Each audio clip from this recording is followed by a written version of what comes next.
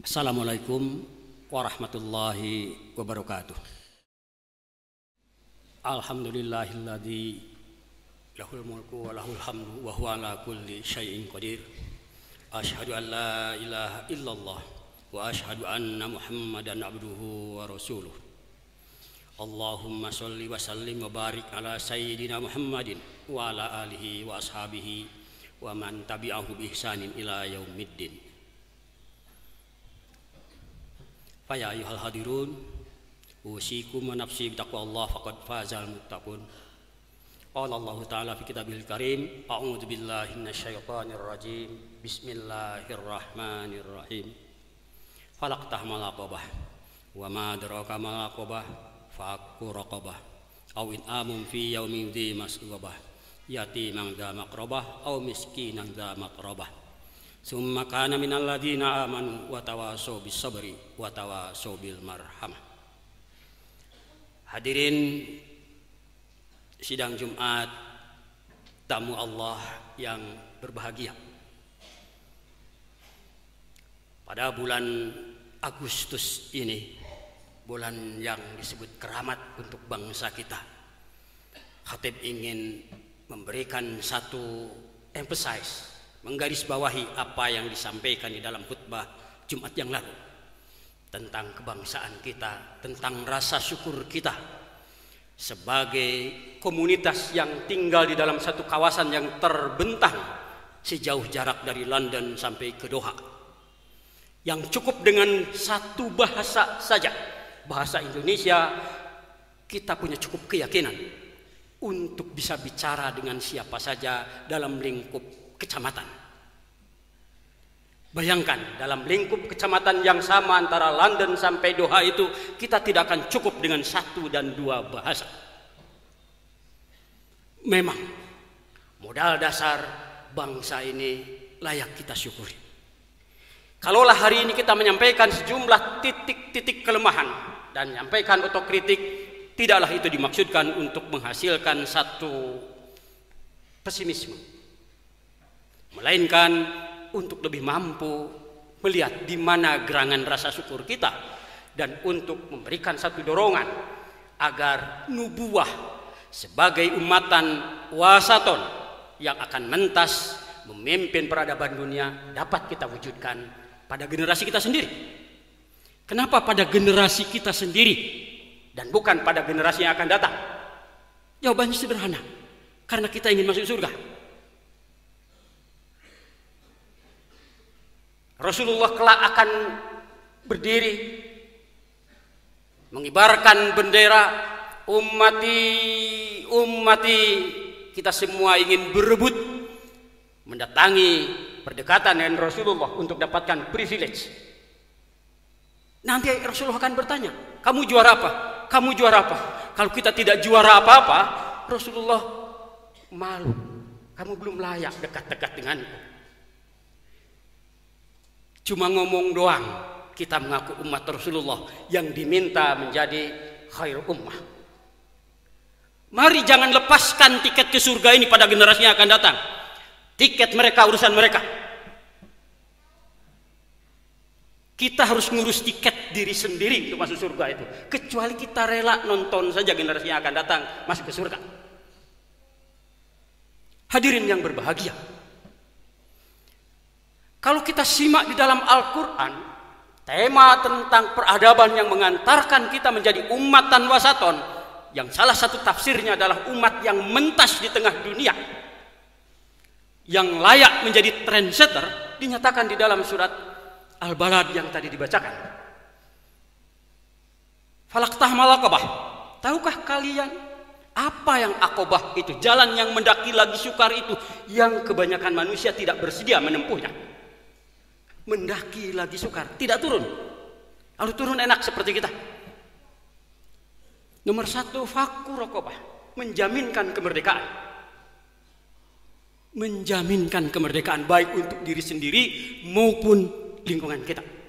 Tema dasar dari peradaban yang dikembangkan di dalam ajaran Islam adalah membebaskan manusia dari perbudakan alias kemerdekaan. Manakala kita belum mampu membebaskan diri sendiri ataupun orang lain dari kemerdekaan, marilah kita sadari bahwa kita belum menjalankan rukun pertama dari peradaban seperti yang diminta oleh Allah. Apa yang kedua? Memberi makan pada hari kelaparan kepada dua golongan. Orang miskin yang sangat papa atau anak yatim yang berkerabat. Ada dua unsur. Pertama, menjaminkan kemakmuran, memberi makan. Yang kedua ada aksi afirmatif, aksi keadilan. Orang yatim sudah jelas. Anak yatim secara harfiah juga sudah jelas. Orang yang tidak punya bapak secara biologis. Tapi secara sosiologis artinya dapat kita perluas. Yatim adalah siapa saja yang tidak punya pelindung, yang sangat lemah bahkan untuk menjaga diri dan hartanya. Siapa mereka? Yang secara biologis disebut anak yatim maupun yang secara sosiologis tidak punya pelindung. Orang-orang yang terusir dari kampung halamannya, orang-orang yang terusir karena perang, apa saja, mereka adalah yatim secara sosiologis yang harus kita lindungi. Kalau pengikut Muhammad adalah orang yang mampu menjaga kemerdekaan diri dan orang lain serta mampu menjaminkan kemakmuran serta keadilan bagi orang yang lain, sederhana, janji Allah pasti terpenuhi bahwa kitalah yang akan mewarisi dunia. Kalau kemudian ada pertanyaan, kenapa sampai sekarang kita belum mewarisi dunia? Itulah yang menjadi bahan hisab kita. Yang pertama kemerdekaan, yang kedua keadilan dan kemakmuran, yang ketiga summa kana minal ladzina amanu wa tawasaw bis sabri, kemudian menjadi orang beriman dan saling berwasiat tentang kesabaran.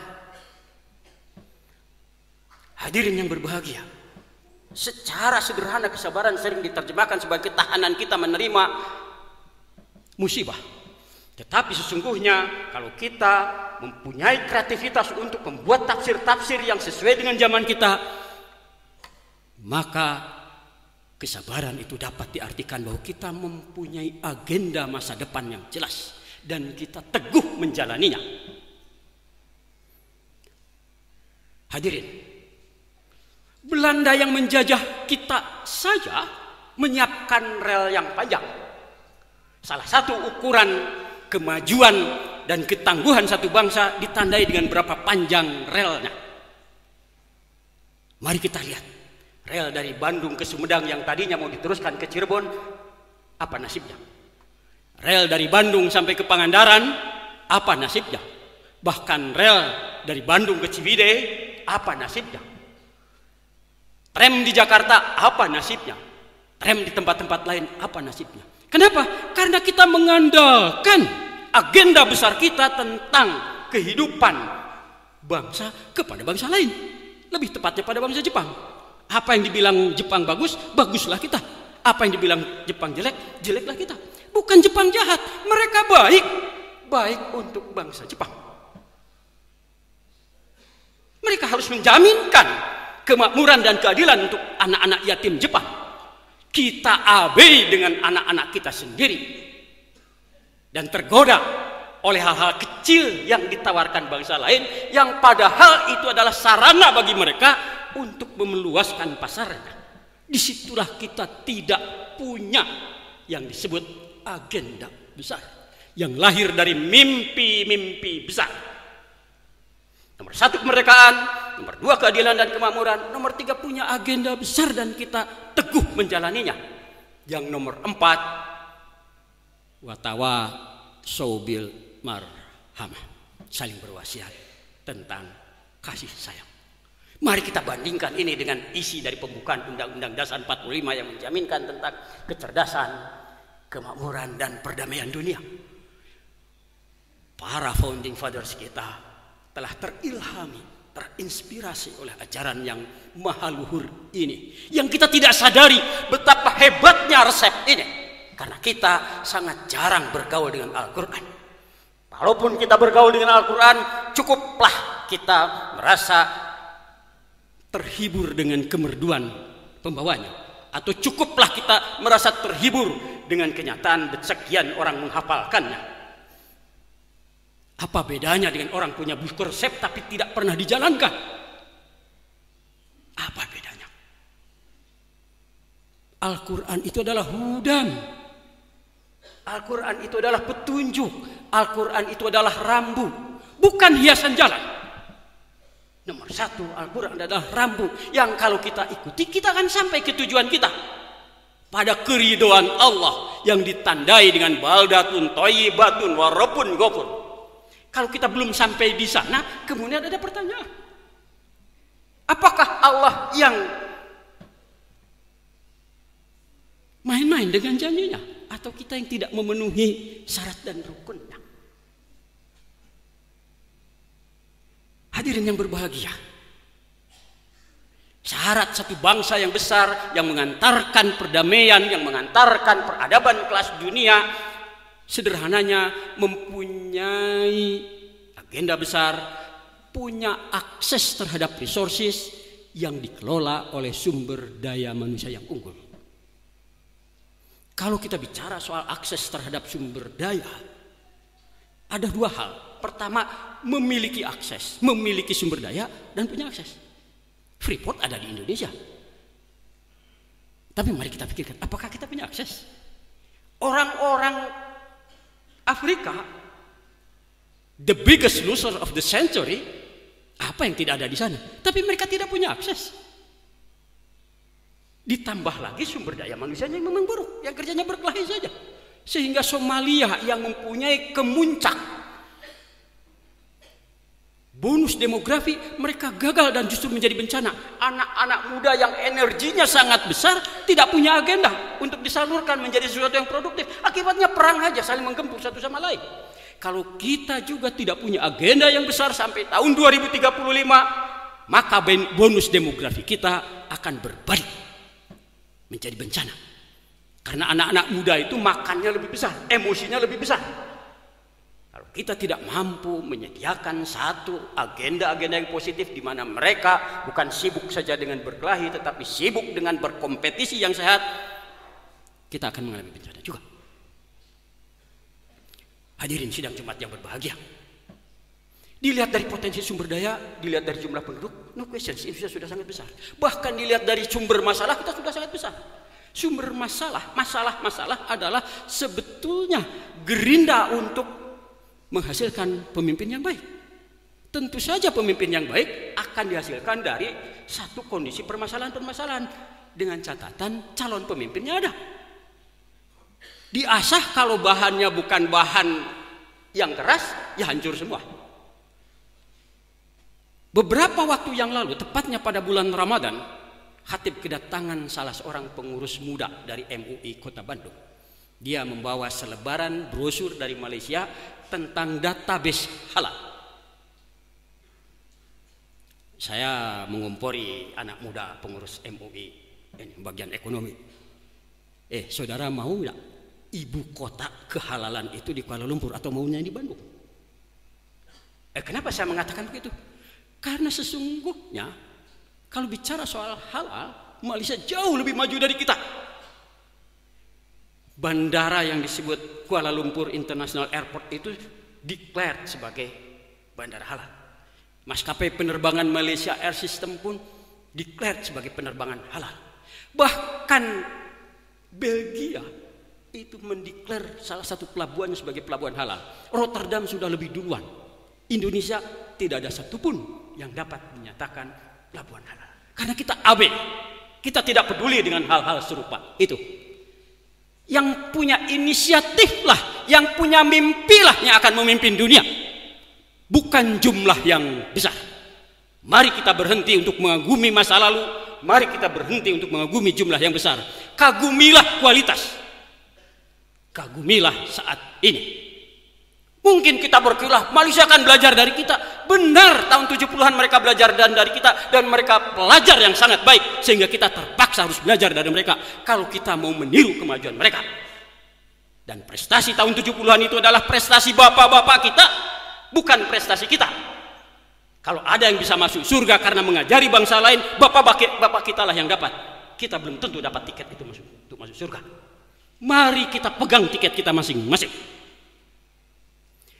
Kenapa gerangan kita punya masalah-masalah serupa ini? Kebetulan kita baru belum lama menyampaikan Ramadan. Bahkan di dalam konteks ketakwaan pun kita punya konsep yang keliru. Kesalehan kita adalah urusan kesalehan-kesalehan pribadi saja. Ketika kita menyelesaikan sholat Idul Fitri, kemudian kita silaturahmi, apa yang salah? Tidak ada yang salah, cuma banyak yang kurang. Idul Fitri kemudian kita terjemahkan sebagai kembali pada kesucian.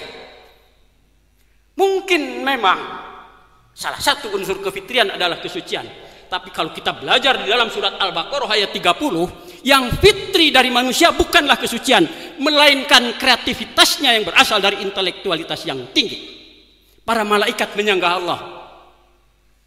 Ketika Allah berfirman, aku akan menjadikan khalifah di muka bumi, para malaikat mengatakan, qalu wa taj'alu fiha may yufsidu fiha wa yasfiku dima wa nahnu nusabbihu bihamdika wa nuqaddisu lak.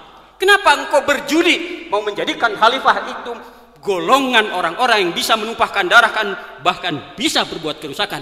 Kurang apa kami? Wa nahnu nusabbihu bihamdika wa nuqaddisu lak. Klaim malaikat itu benar, mereka senantiasa menjaga kesucian. Nilai fitri manusia bukanlah pada kesuciannya terutama, melainkan pada kreativitasnya yang ditunjang dengan intelektualitas yang tinggi. Mari kita maknai kembali pemaknaan tentang Idul Fitri menjadi kembalinya kita pada potensi dasar untuk meramaikan dunia, bukan berhenti pada sekedar suci saja. Untuk suci saja cukup jadi malaikat, dan malaikat tidak punya kapasitas untuk ditunjuk menjadi duta Allah di muka bumi. Kitalah anak Adam. Hadirin sekalian, bahkan Al-Ghazali sekalipun ketika memberikan pemaknaan tentang tingkat-tingkat puasa, tingkat yang paling tinggi adalah khususil khusus, tafsir yang kita terima adalah mengatakan bahwa kita hanya bertindak hanya sebagaimana Allah kehendaki saja. Tapi terjemahan lebih jauhnya yang parah, tetap aja pada dimensi pribadi. Padahal kesalehan yang diminta adalah kesalehan yang meluas.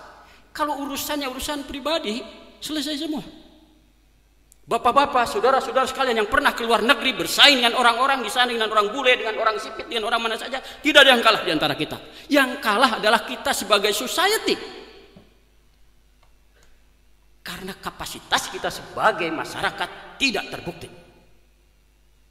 Amal saleh secara kolektif yang tidak ada, yang sholatnya 27 kali lebih besar manfaatnya daripada sholat sendiri-sendiri. Itu yang tidak ada pada kita. Ketika kita memberikan makna tentang puasa yang khusus pun levelnya level pribadi-pribadi saja, bukan diproyeksikan menjadi sesuatu yang besar.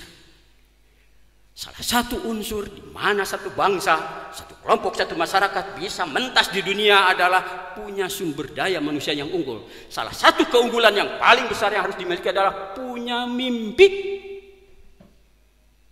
yang ditunjukkan dengan visi dan kemauan kerja keras.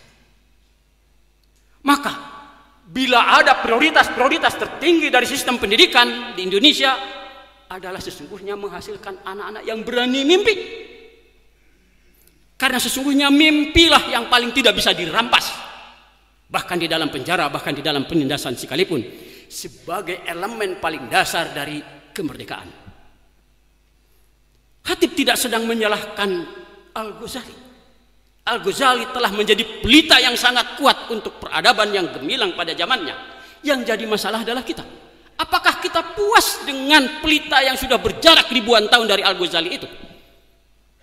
Atau kita menimbulkan pelita-pelita baru yang lebih terang, yang lebih sesuai dengan tantangan zaman kita? Lagi pula, kalau kita berhenti hanya dengan mengagumi Al-Ghazali, mungkin kelak kita pun hanya akan mengagumi ketika Al-Ghazali masuk surga. Kalau kita sendiri yang ingin masuk surga, tidak ada lain. Kita yang harus bikin tiket dengan menjadi pelita-pelita yang besar untuk peradaban zaman kita. Barakallahu li wa lakum.